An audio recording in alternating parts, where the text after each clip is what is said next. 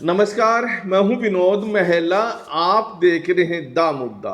2024 में हरियाणा विधानसभा के होने जा रहे चुनाव से पहले कांग्रेस पार्टी की जो हरियाणा में गुटबाजी है, एसआरके गुट और पूर्व मुख्यमंत्री भूपेंद्र सिंह हुड्डा गुट, दोनों की परीक्षा लोकसभा चुनाव को लेकर जो टिकट वितरण होने जा रहे हैं उसमें होने जा रही है। भूपेंद्र सिंह हुड्डा की इच्छा यही है कि विधानसभा चुनाव से पहले जो विरोधी गुट की नेता हैं कुमारी शैलजा, उनको सिरसा संसदीय क्षेत्र से लोकसभा का टिकट दिलवाया जाए और कांग्रेस हाईकमान को यह समझाया जाए कि डॉक्टर अशोक तंवर वहां से चुनाव लड़ रहे हैं और कांग्रेस से ही गए हैं और वहां अगर डॉक्टर अशोक तंवर को हराना है तो कुमारी शैलजा को टिकट दिया जाना चाहिए और मजबूती के साथ अगर वो चुनाव लड़ेंगी तो जीत सकती हैं। कुमारी शैलजा की इच्छा विधानसभा चुनाव लड़ने की है। वो भी चाहती है कि वो मुख्यमंत्री बने। हालांकि उन्होंने साथ में कहा है कि अगर पार्टी हाईकमान उन्हें लोकसभा का टिकट देती है तो वो चुनाव लड़ सकती है और वो सिरसा संसदीय क्षेत्र से चुनाव लड़ेगी या फिर अंबाला संसदीय क्षेत्र से, ये तय पार्टी हाईकमान करेगा। क्योंकि पिछले दो चुनाव 2004 और 2009 में और उसके बाद 2019 में कुमारी शैलजा ने अंबाला संसदीय क्षेत्र से चुनाव लड़े थे। हालांकि इससे पहले वो सिरसा संसदीय क्षेत्र से भी सांसद रह चुकी है। दरअसल कुमारी शैलजा भी चाहती है कि पूर्व मुख्यमंत्री भूपेंद्र सिंह हुड्डा को भी टिकट लोकसभा का दिया जाए और 2019 की बात करें तो यही तस्वीर बनी थी।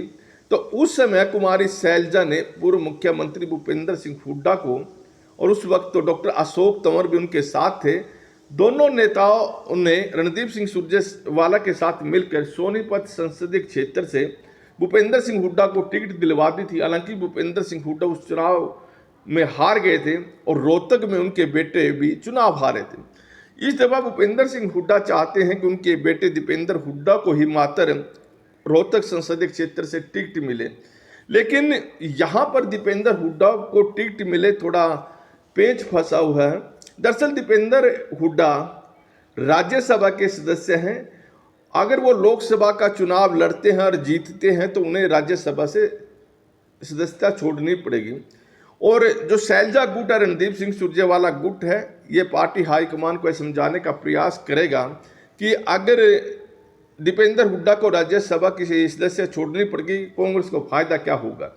तो उनका कहना है कि अगर दीपेंद्र हुड्डा सदस्य छोड़ेंगे तो भारतीय जनता पार्टी का यहाँ से राज्यसभा का सदस्य फिर बन सकता है, क्योंकि 6 महीने का टर्म सामान्य चुनाव होने में पड़ा है। लिहाजा एसआरके गुट की यही रणनीति है कि दीपेंद्र हुड्डा को वहाँ से टिकट ना देकर पूर्व मुख्यमंत्री भूपेंद्र सिंह हुड्डा को टिकट दिलवाया जाए। भूपेंद्र सिंह हुड्डा रोहतक संसदीय क्षेत्र से चुनाव लड़े और उन्हें भी जो मुख्यमंत्री पद की जो आगे सामान्य चुनाव होंगे उसमें जब वो लाइन में खड़े होंगे उसे पहले ही साइड लाइन किया जाए। हालांकि यह जरूरी नहीं है कि कोई सांसद बन जाए, उन्हें मुख्यमंत्री नहीं बन सकता।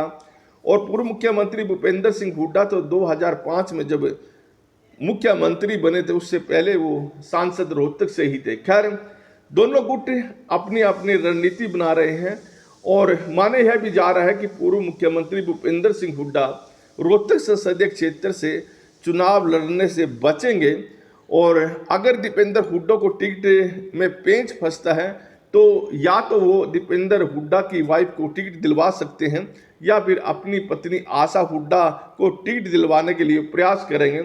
हालांकि एसआरके गुट के नेता का यही प्रयास है कि वो पूर्व मुख्यमंत्री भूपेंद्र सिंह हुड्डा को टिकट दिलवाने में बड़ी भूमिका निभाएंगे और पार्टी हाईकमान पर प्रेशर डालेंगे, उनको समझाएंगे। खैर, यह देखने वाली बात रहेगी कि दोनों गुट अपनी रणनीति में कितने सफल होते हैं, लेकिन कहीं ना कहीं देखे दोनों गुटों ने कमर कस ली है।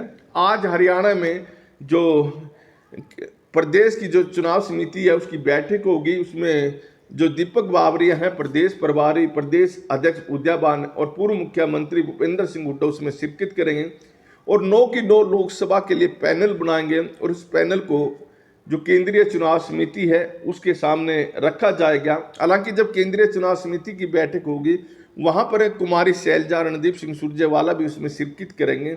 जो भूपेंद्र सिंह हुड्डा या प्रभारी या प्रदेश अध्यक्ष नाम लेकर जाएंगे, हर लोकसभा से 2, 3 या 4 नाम हो सकते हैं, तो उनमें किस चेहरों को आगे किया जाएगा और वो जो पैनल लेकर ये लोग जाएंगे उनमें बिल्कुल बदलाव भी किया जा सकता है, क्योंकि रोहतक संसदीय क्षेत्र से भूपेंद्र सिंह हुड्डा का नाम जाए ऐसा संभव दिखाई नहीं दे रहा कि पैनल में उनका नाम भेजेंगे, और भेजने वाले भी इन्हीं के गुट के ज़्यादा नेता हैं।